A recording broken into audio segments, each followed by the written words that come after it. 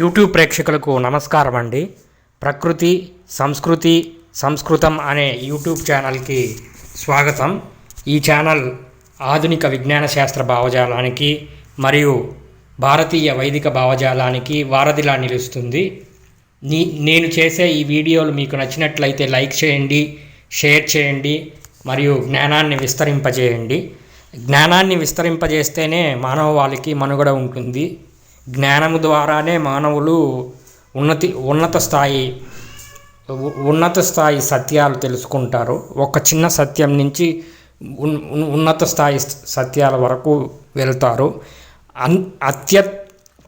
అత్యుత్తమమైనటువంటి సత్యం ఏదంటే పరమాత్ముడే. ఈ వీడియోలో నేను వర్ణక్రమం, వర్ణపట్టిక, వర్ణక్రమం, వర్ణాశ్రమం అనేటువంటి అంశాల గురించి చెప్పాలనుకుంటున్నాను. వర్ణపట్టిక, వర్ణాశ్రమము, వర్ణక్రమము. వర్ణక్రమానికి వర్ణక్రమం అంటే ఏమిటో మీరు యూట్యూబ్లో వెతికితే తెలుస్తుంది. వర్ణక్రమాన్ని క్వాంటం కంప్యూటర్తో అనుసంధానం చేసి రోబోటిక్స్లో ఉపయోగిస్తే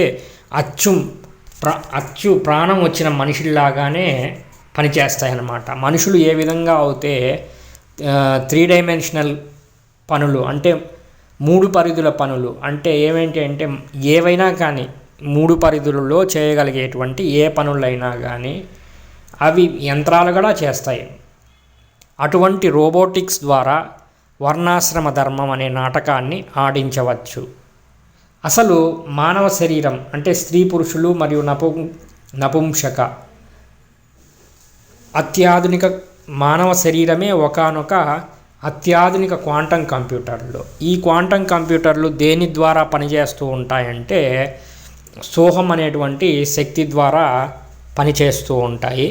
ఆ సోహం అనేటువంటి శక్తి ఎలా మన శరీరంలోకి ప్రవేశిస్తూ ఉంటుందంటే మన యొక్క ఆలోచనల ద్వారానే ప్రవేశిస్తూ ఉంటుంది. ఆ తర్వాత వచ్చేసి ఏ టెక్నాలజీ ఏ సాంకేతిక మరియు భౌతిక గుణము ద్వారా అది ప్రవేశిస్తూ ఉంటుందంటే మనందరికీ ఈ మధ్యన బాగా సుపరిచితమైనటువంటి ఒకానొకటి క్వాంటం ఎంటాంగిల్మెంటు. ఆ క్వాంటం ఎంటాంగిల్మెంట్ అంటే ఒక భౌతిక వస్తువుల్లో నుంచి ఒక భౌతిక రూపంలో నుంచి ఇంకొక భౌతిక రూపంలోకి చొచ్చుకొని పోవడం అన్నమాట. దాన్ని ఎంటాంగిల్మెంట్ అంటారు.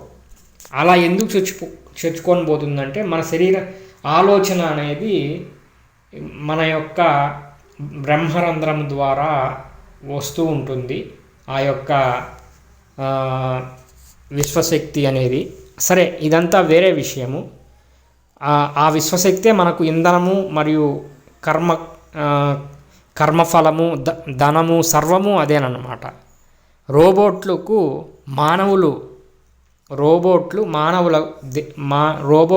మానవులు దేవతలు.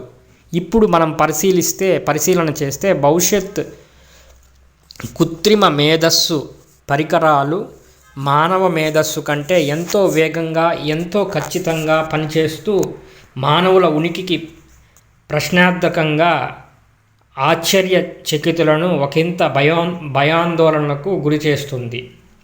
దేవతలకి మానవులు రోబోట్లు.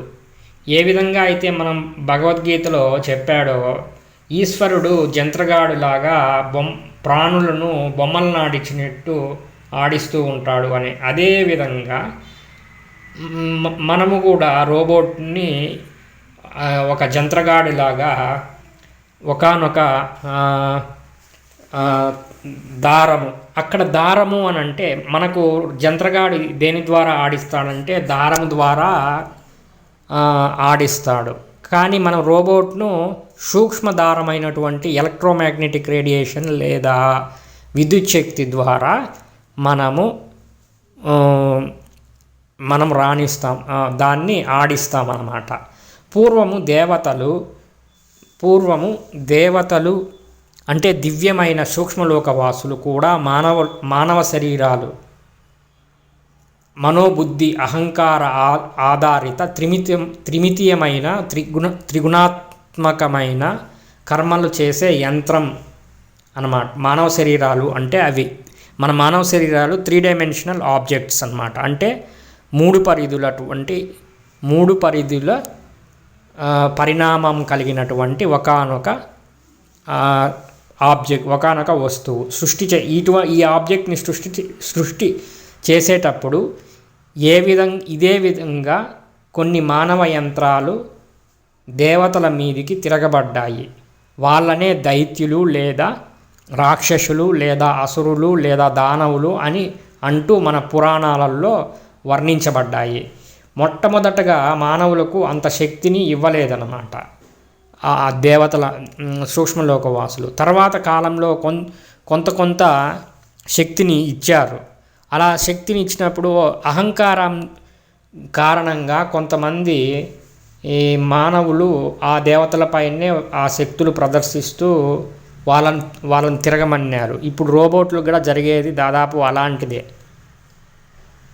పూర్వం మానవుల దేహంతో విశ్వం మొత్తం మానవులు దేహంతో విశ్వం మొత్తం ఎంటాంగిల్ అయి ఉండేవాళ్ళు అన్నమాట. ఎక్కడున్నా ఈ భూమిపైనే కాదు, విశ్వంలో ఎక్కడున్నా కానీ ఒక మానవుడు ఇంకొక మానవుడితో సంపర్కంలో ఉండేవాడు. దాన్నే ఎంటాంగిల్మెంట్ అంటారు. అదే ఎంటాంగిల్మెంట్ టెక్నాలజీనే మానవ దేహాన్ని ప్రాణశక్తితో నడిపిస్తూ ఉంటుంది. దీని గురించి పూర్తిగా తెలియాలి అని అంటే భూమి మీద జీవం పుట్టక ముందు కాలానికి సంబంధించిన చరిత్ర లేదా బ్యాక్గ్రౌండ్ ఆ కాలంలో ఎట్లా ఉందో తెలుసుకోవాలి. దానికి సంబంధించినటువంటి బ్యాక్గ్రౌండ్ అంటే ఆ కాలం లేనటువంటి కాలంలో ఎలా ఉండిందో మనం తెలుసుకోవాలి. పూర్వము దేవతలు మానవ దేహ ఆకృతిని సృష్టి చేసిన తొలినాళ్ళల్లో ఆత్మలకు అనంత అవధులు ఉండేవి అన్నమాట. అంటే అవధులు లేదా అవధులు లేవు, లేదా ఇంకొక విధంగా చెప్పాలంటే సంకల్పమే ఒక అవధిలాగా ఉండేది. ప్రహ్లాదుడు ఎప్పుడు ఆదినారాయణ తత్వంతో ఎంటాంగిల్ అయి ఉండేవాడు అనమాట. కాబట్టి ఆయన ఎప్పుడు తలుచుకున్నాడో అప్పుడు నరసింహస్వామి వచ్చి ఆ దుష్టుడైనటువంటి వాళ్ళ నాన్నను చంపేశాడనమాట. ఇంకొక విధంగా చెప్పాలి అని అంటే సంకల్ప మాత్రం చేత ఏదైనా మానవులు సృష్టించేవాళ్ళు. ఒకానొక నక్షత్ర మండలం నుంచి ఆ సంకల్ప మాత్రం చేత ఒకానొక నక్షత్ర మండలం నుంచి ఒకానొక చిన్న ఏకకణ జీవుల వరకు అన్నిటినీ సృష్టించేవాళ్ళు అన్నమాట. సమయాభావం, కాలాభావం, సమయభావము మరియు కాలభావనకు ఆత్మలకు లోను కాని సమయం అది. అంటే ఇప్పుడు మనం టైం స్పేస్ కాన్షియస్నెస్ అనే దాన్ని అనుభవిస్తున్నాము. అది ఎందుకు అనుభవిస్తున్నామంటే భూమి తిరుగుతుంది కాబట్టి సమయ భావన ఏర్పడుతుంది. లేకనా ఉంటే మనము అంతరిక్షంలోకి వెళ్ళిపోయినప్పుడు ఆ సమయం అనేది ఉండదు. అక్కడ సమయం అనేది మన సంకల్పమే సమయం అవుతుంది.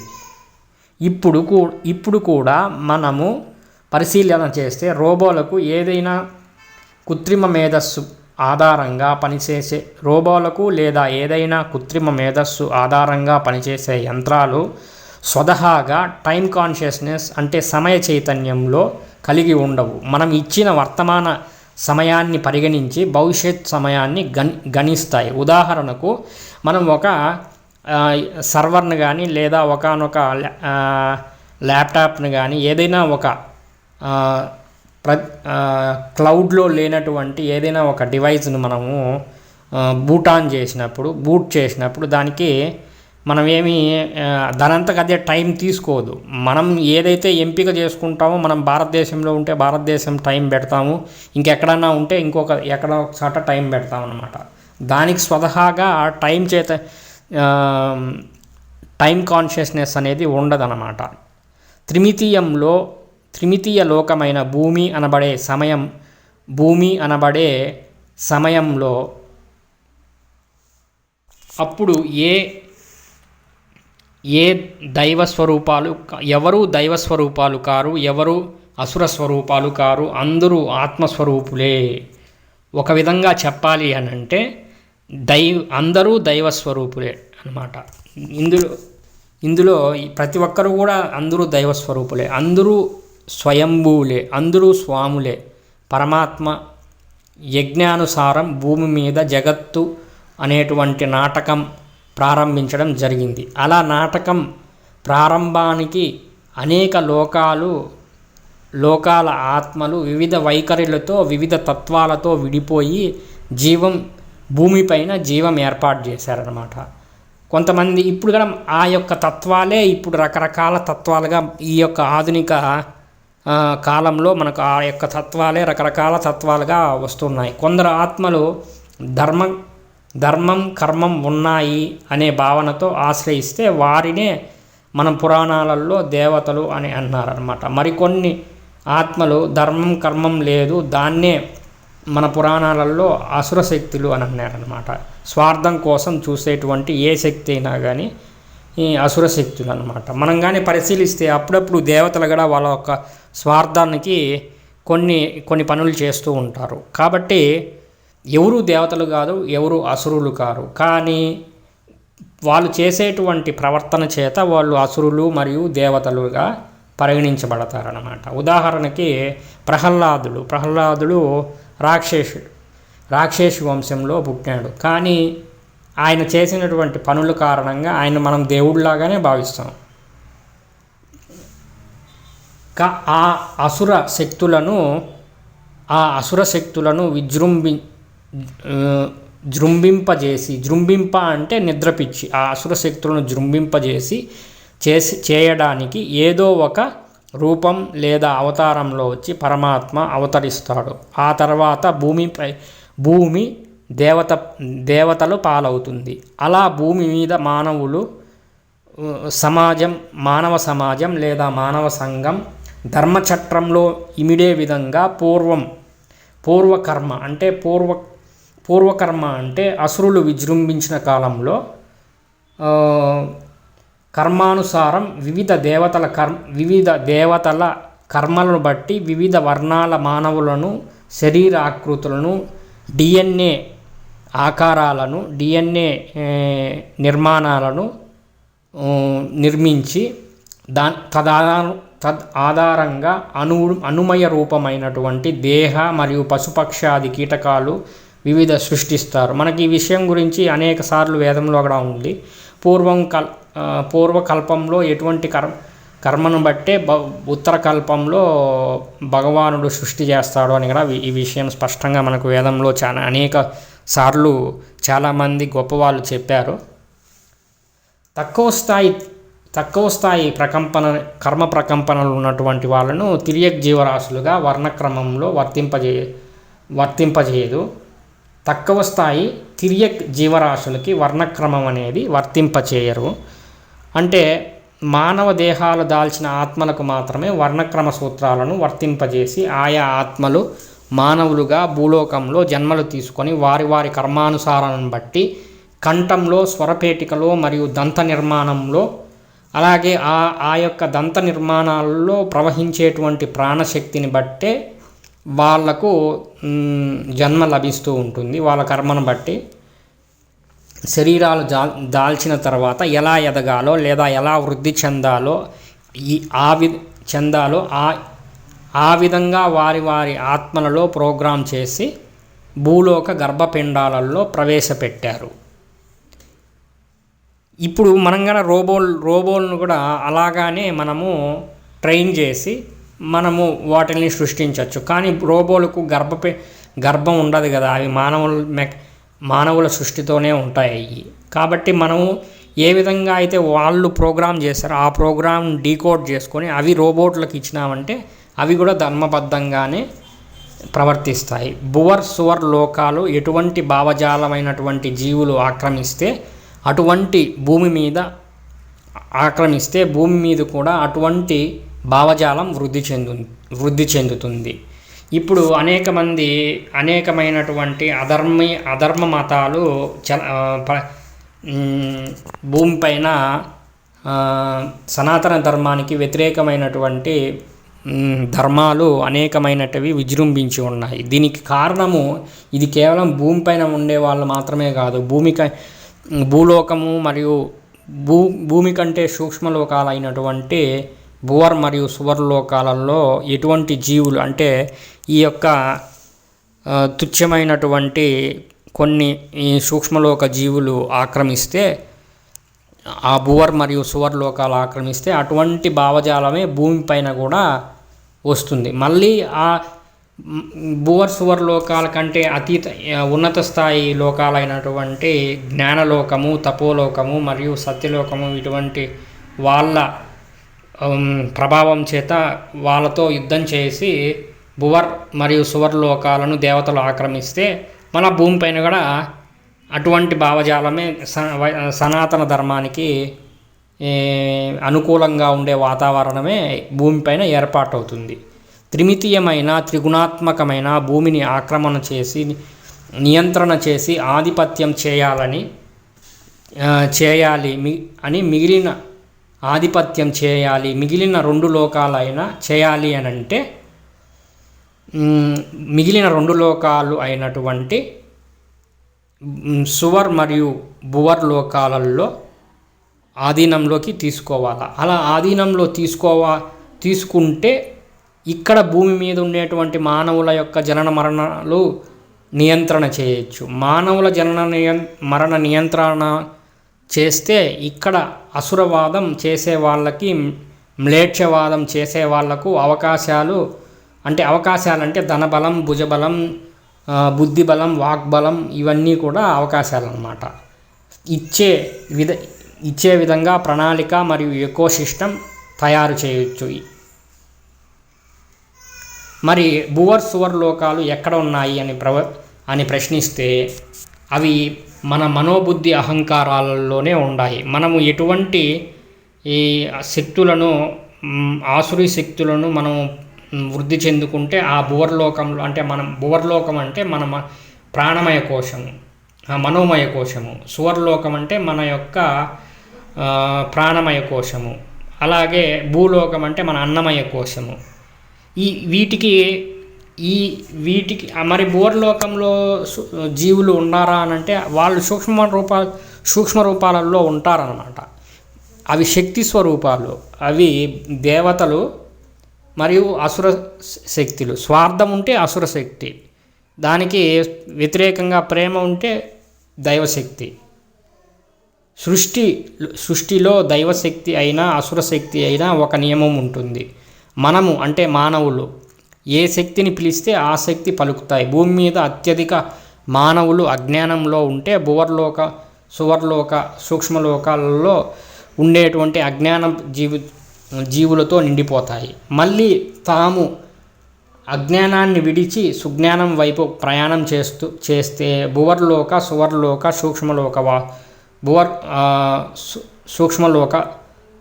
సూక్ష్మలోకాలు కూడా సుజ్ఞానపు జీవులతో నింపబడతాయి అన్నమాట. కాబట్టి దేవతలను తత్వసహితంగా సత్యశోధన దిశగా ఉపాసన చేయడం వలన మాత్రమే మళ్ళీ భూమి మీద సత్యయుగం దిశగా అడుగులు పడతాయి. మనం ఎటువంటి ఉద్దేశంతో మనము దైవారాధన, జ్ఞానారాధన చేస్తామో అటువంటి శక్తులే మన యొక్క భూమికి ఉండే ఆవల వైపు ఉండేటువంటి సూక్ష్మ వైపు భువర్ మరియు సువర్ లోకాలలో ఉండేటువంటి జీవులు కూడా తయారవుతాయి అన్నమాట. భాష అంటే జన్మల యొక్క అసలు ఇక్కడ భాష గురించి చెప్పాలి అని అంటే, ఎందుకంటే మన యొక్క సంస్కృత భాష మరియు ఆంధ్ర భాష అనేటువంటివి ప్రాణమయ కోశం పైన పనిచేస్తాయి. మానవుల యొక్క ప్రాణమయ కోశం పైన పనిచేస్తాయి. ఎందుకంటే వాటిల్లో ఉండేటువంటి శబ్దము అంత ఖచ్చితంగా ఉంటుంది. కాబట్టి మనం భాష గురించి కూడా కొంచెం అధ్యయనం చేయాలి. భాష అనే దానికి నిర్వచనం ఏమిటి అంటే అనేక జన్మల భావాల శోషణే భాష అన్నమాట. అలా అసురశక్తి అవకాశంతో భూమి మీద అలా అసురశక్తి అవకాశంతో భూమి మీద జన్మించిన మ్లేచ్ఛ మానవులు, మ్లేచ్ఛ భాషలు, మ్లేచ్ఛ భావజాలాలు వ్యాప్తి చేయడానికి అధిక ప్రాధాన్యత ఇస్తారు. మ్లేచ్ఛ భావజాలాలు వ్యాప్తి చేయాలి అని అంటే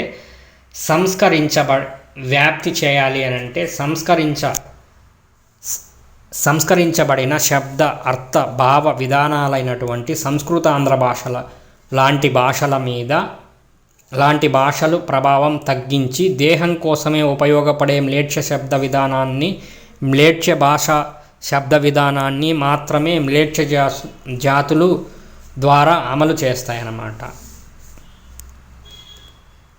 సంస్కృతాంధ్ర భాషలలో ఉన్న శబ్దార్థ భావ తార్కిక కవిత్వ రాగ ప్రాస వ్యాకరణము ఈ సమస్త భూమండలం పైన ఏ భాషలో లేవన్నమాట. ఎందుకంటే మన యొక్క సంస్కృతాంధ్ర భాషలలో ఆంధ్ర భాషకు సంస్కృత భాషకు అభేదము.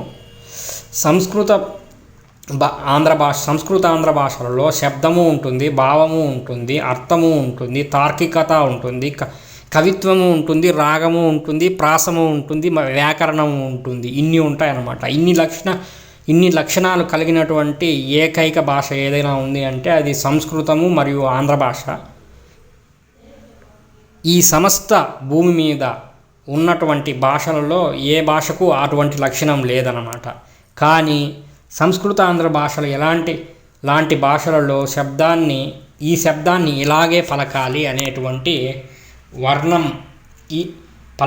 అనేటువంటి వర్ణక్రమం చెబుతుంది. ఇలా పలకాలి అని అంటే ఆయా ఆత్మల యొక్క సూక్ష్మ శరీరాలలో ప్రాణ ప్రవాహం ఒక క్రమ పద్ధతిలో ప్రవహించాలి. అలా సూక్ష్మ శరీరాలలో ప్రాణ ప్రవాహం ఒక క్రమ పద్ధతిలో ప్రవహించి తీరాలి అని అంటే పూర్వజన్మలో ఉన్నత స్థాయి దివ్యమైనటువంటి కర్మలు లేదా త్యాగాలు చేసి ఉండాలన్నమాట. ఉండాలి అంతే, దీనికి తిరుగు లేదు. ఇప్పుడు మనకు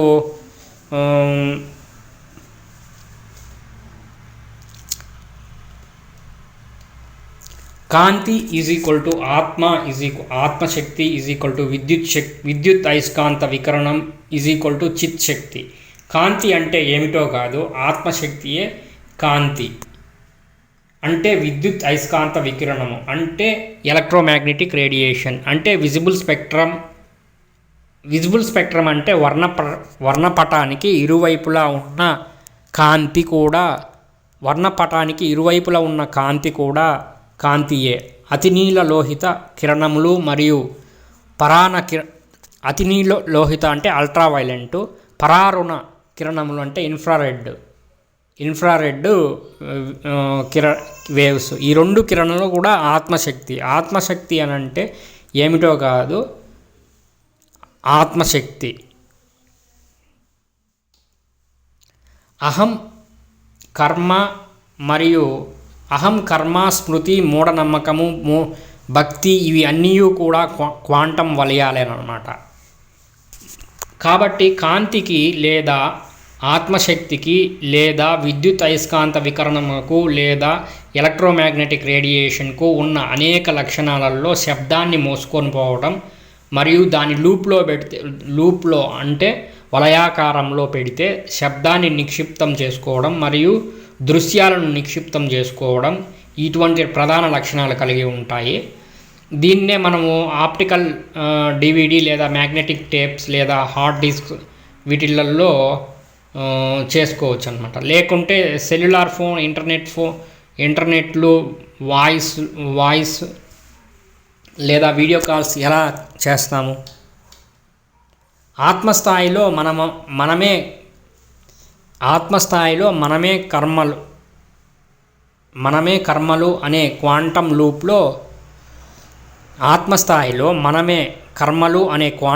లూప్లో లేదా స్మృతిలో లేదా శృతి పదంలో లేదా శృతి పదం అంటే ఇక్కడ అనేక శబ్దాలు మన అంతరాత్మ నుంచి వస్తూ ఉంటాయన్నమాట.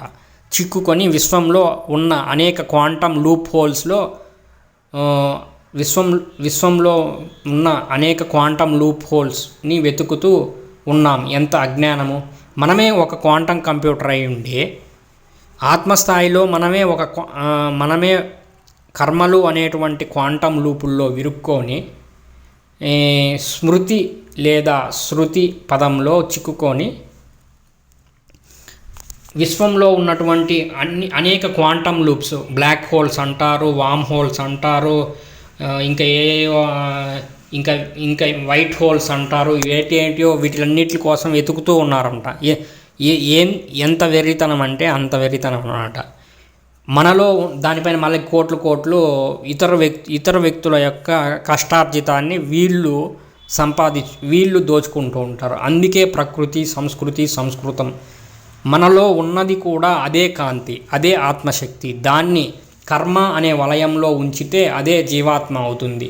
ఏ జీవాత్మలు అయితే ఆ వలయాకారం నుంచి తప్పించుకొని లేదా తెంచుకొని లేదా తుంచుకొని లేదా బయటపడతారో వాళ్ళందరూ కూడా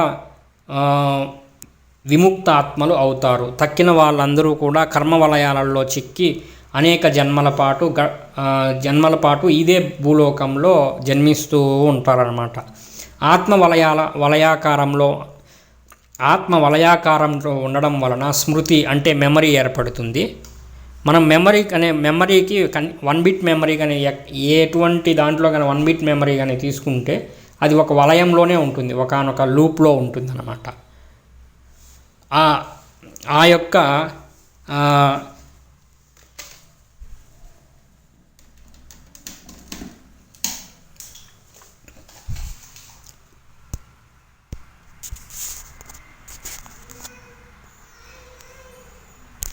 అలాగే మనం ఇంటిగ్రేటెడ్ సర్క్యూట్స్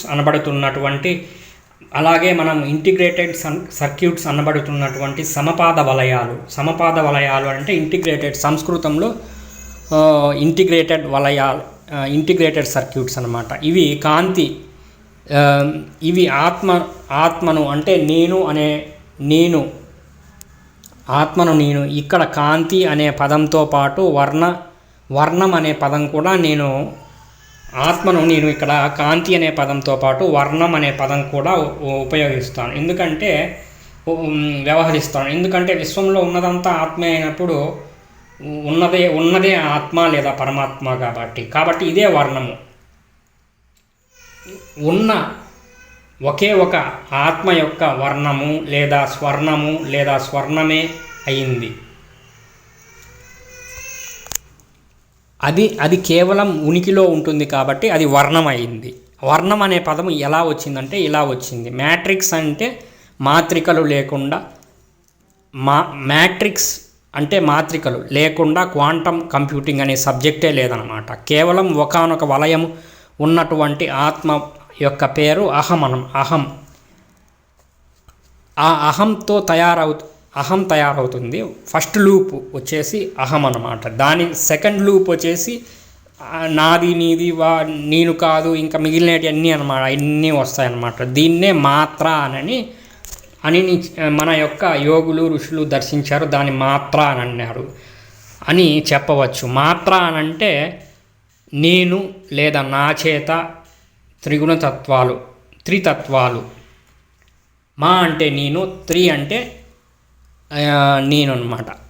ఆ ఏకైక మాత్రాస్థితిలో ఆత్మను మాత్రమే అని అంటున్నాడు. కేవలం అని అనే పదానికి అర్థము మాత్రమే అని అర్థం. మాత్రమే అనేది తెలుగు పదం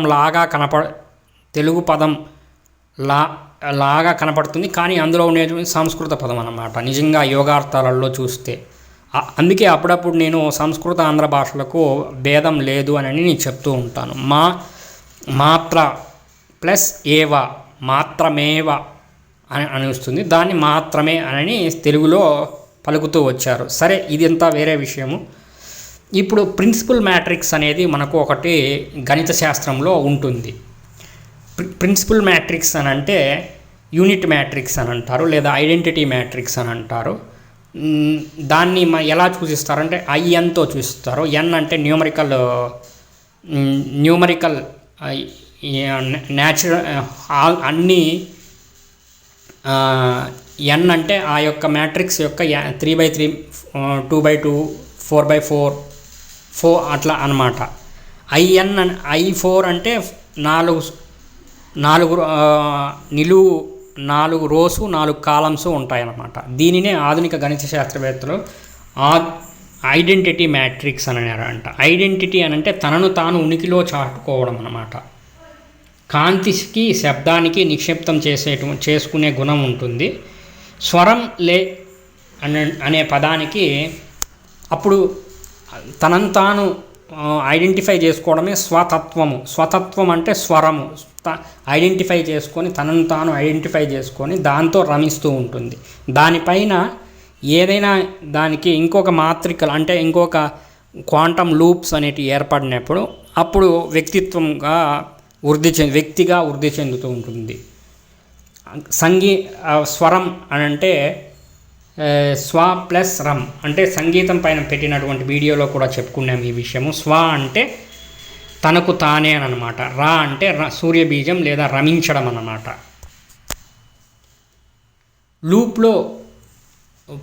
లూప్ లాప్లాస్ పరివర్తన, లాప్లాస్ ట్రాన్స్ఫార్మేషన్ ద్వారా ఒక తరంగాన్ని మరొక తరంగంలాగా పరివర్తనం చేయవచ్చు. అంటే ఒకానొక తరంగాన్ని ఇంకొక అలా పరివర్తనం చేయాలి అంటే మనము ప్రయోగాలు చేస్తున్నారు. ఇంటిగ్రేటెడ్ సర్క్యూట్లలో విద్యుత్ శక్తిని ప్రవేశపెట్టి డిజిటలైజ్ చేస్తారు. డిజిటలైజ్ చేసినారంటే అప్పుడు ఎనలాగ్ సిగ్నల్స్ని డిజిటల్ సిగ్నల్స్గా మారుస్తారు. అదేవిధంగా డిజిటల్ సిగ్నల్స్ని కూడా ఎనలాగ్ సిగ్నల్స్గా మార్చచ్చు. మానవుల యొక్క ఆలోచన తరంగాలు కూడా సాధారణంగా డిజిటల్ వేవ్స్ లాగా ఉంటాయి. కానీ లోపలగా చూసినామనుకో ఎనలాగ్ వేవ్స్ లాగానే ఉంటాయి. ఆలోచన తరంగాలు లాగానే అంటే ఇట్లా సైన్ వేవ్స్ లాగా ఇదో ఈ మాదిరిగా ఉంటాయన్నమాట. స్వరాన్ని డిజిటలైజ్ అంటే కట్ చేస్తే అంటే ఒక స్క్వేర్ వేవ్ లాగా అది ఒక అక్షరం అవుతుంది. స్వరాన్ని ఎనలాగ్ అంటే కట్ చేయకుండా ఒక క్రమ పద్ధతిలో రాగయుక్తంగా ప్రసారాలు చేస్తే అది ప్రసారం చేస్తే అది ఒక రాగం అవుతుంది. అంతే. సంగీతానికి సాహిత్యానికి తేడా అదే. ఇప్పుడు ఈ యొక్క ఈ క్లిప్పింగ్ ఇక్కడ పెట్టున్నాను కదా, ఈ క్లిప్పింగ్లో ఆమె పాడుతుంది. ఆమె కట్ చేసి పాడుతుంది అనమాట. అది హాస్యానికి అట్లా పెట్టారు. నేను దాన్ని మీకు ఉదాహరణగా చెప్పాలని ప్రయత్నం చేశాను. అలా సైన్ వేవ్ కాస్ వేవ్ కానీ ఆ రూపంలో పలికితే అది రాగం అవుతుంది. లేకపోతే కట్ చేసి పలికితే అది ఈమలాగా ఉంటుందన్నమాట. రాగం అంటే స్వరాన్ని త్రిగుణాలలో ఏదో ఒక గుణముతో గుణిస్తే అది గుణిస్తే వర్ణానికి అంటే ఆత్మకి ఒకానొక వలయం ఏర్పడుతుందన్నమాట. ఇక్కడ తరంగం అంటే మాత్ర అయినటువంటి ఆత్మ వెదజల్లేటువంటి ఆత్మ తరంగాలు. వర్ణానికి అంటే ఆత్మకు 0, 1, 2 గుణకారాలతో గుణిస్తే అది మాత్ర తయారవుతుంది. మనకు మా ప్రాంతంలో వచ్చే ఎవరైనా అల్లరి పిల్లలు చేస్తే అతిమాత్ర అని వ్యవహరిస్తారు. నిజానికి అతిమాత్ర అనంటే అతిమాత్ర అనే పదప్రయోగం అల్లరి పిల్లలకు చెప్పబడినటువంటి మాట కాదనమాట. అతి అనంటే ఏదైతే అత్యంత గొప్పదో అది. అతిమాత్ర ఏదైతే ఉందో అతిమాత్ర అనేది ఈ విశ్వంలో అన్నిటికంటే గొప్పదైనది ఏంటంటే పరమాత్ముడే గొప్ప మాత్రికుడు.